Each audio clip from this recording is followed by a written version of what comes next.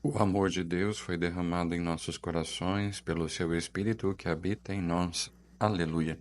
Hoje, dia 26 de maio de 2025, segunda-feira, a igreja celebra a memória de São Felipe Neri, presbítero. Quem vos fala é o Padre Diogo Maciel.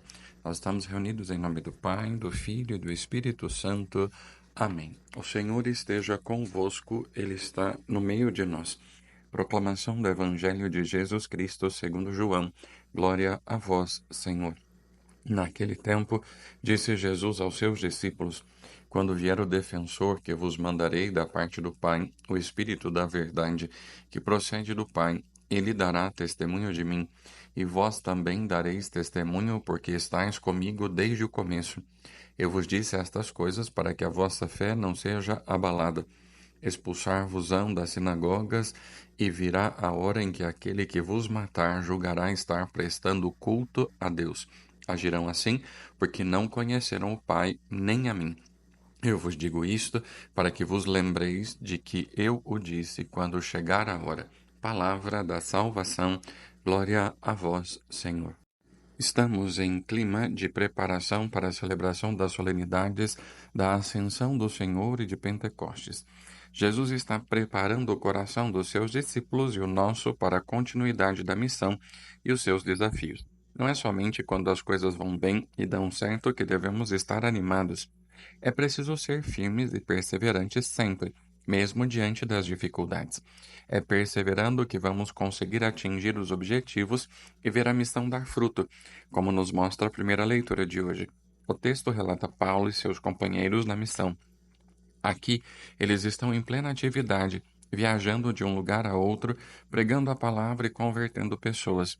O texto que lemos hoje destaca um fato aparentemente corriqueiro, singular, mas que tem grande importância, porque é a partir de situações como essa que a missão vai se concretizando e se solidificando.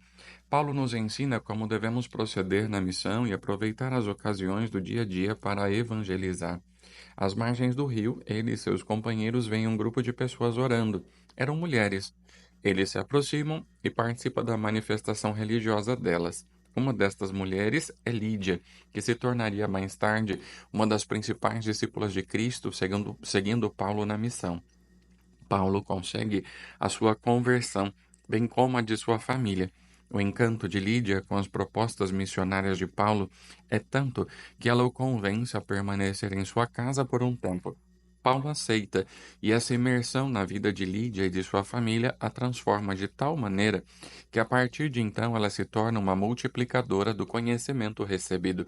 É a missão que vai se solidificando e dando fruto com procedimentos estratégicos e acolhimento fraterno. Porém, as coisas não são sempre assim. Houve e há ainda muita rejeição. Por isso, Jesus preparou seus discípulos e a cada um de nós para enfrentar estes desafios. A preparação se dá, dentre outras coisas, pela certeza do envio do Espírito Santo, que fortalecerá os discípulos depois da sua ida para junto do Pai.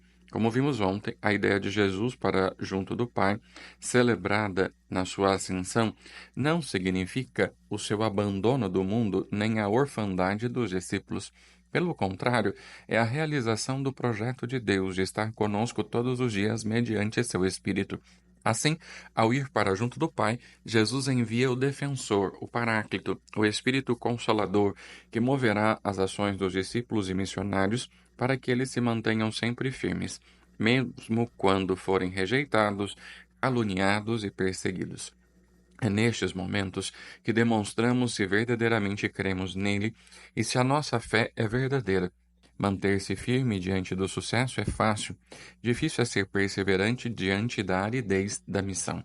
Portanto, a liturgia de hoje é de encorajamento para não desanimarmos quando os frutos da missão não aparecerem, ou quando há rejeição, ou até mesmo perseguição. Jesus nos alerta: tudo isso acontecerá porque as pessoas não me conhecem. A partir do momento que elas conhecerem a Jesus, suas vidas serão transformadas como foi transformada a vida de Lídia e de sua família. Mas, para que isso aconteça, é preciso fé, firmeza e coragem. Quem deixa que o Espírito Santo haja em sua vida e ações terá essa força para perseverar na missão e verá os seus bons resultados. que possamos nos alegrar destas coisas ditas por Jesus quando a missão não sair como planejamos ou quando surgirem as dificuldades. A perseguição dos cristãos também não se deu apenas nos primeiros tempos do cristianismo, e o martírio não é um episódio restrito à época do nascimento da Igreja, mas tal fato continua bem vivo através dos séculos.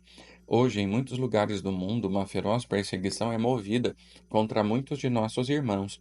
Até mesmo nos países considerados cristãos, como os ocidentais, inúmeras pessoas são perseguidas só porque buscam viver com radicalidade a própria fé.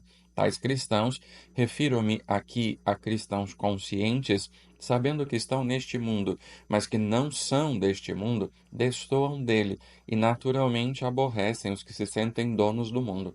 A todos esses mártires, o Mestre se dirige no texto do Evangelho de hoje, com uma palavra de consolo e coragem. O Senhor nos garante que os perseguidos não são abandonados à própria sorte, porque o Espírito da Verdade, que procede do Pai e anima toda a existência de Jesus, também se faz presente e atuante ao lado deles, testemunhando a favor de suas vidas. Afinal, é o Espírito que age nos cristãos para que aceitem a palavra de Jesus como palavra de salvação eterna e para que possam compreendê-la perfeitamente. É o Espírito que os anima a dar testemunho diante de todas e de todos dessa mesma mensagem. E é ainda o Espírito que concede forças suficientes para que o discípulo se faça apto a enfrentar as perseguições, as tribulações oriundas da vivência da mesma palavra. Não nos desencorajemos, nem mesmo quando, no dia a dia, tivermos de enfrentar aquelas pequenas perseguições resultantes da lealdade a nossas convicções religiosas, que para nós formam a base da nossa fé.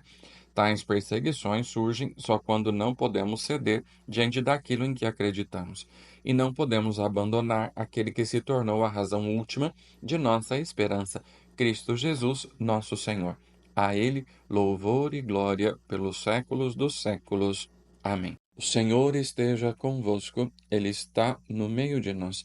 Por intercessão de Nossa Senhora Aparecida, de São Felipe Neri, São Sebastião e do Beato Donizete Tavares de Lima, desça sobre você e sua família a bênção de Deus Todo-Poderoso. Pai, Filho, Espírito Santo, desça sobre vós e permaneça para sempre. A você o meu abraço e uma ótima semana.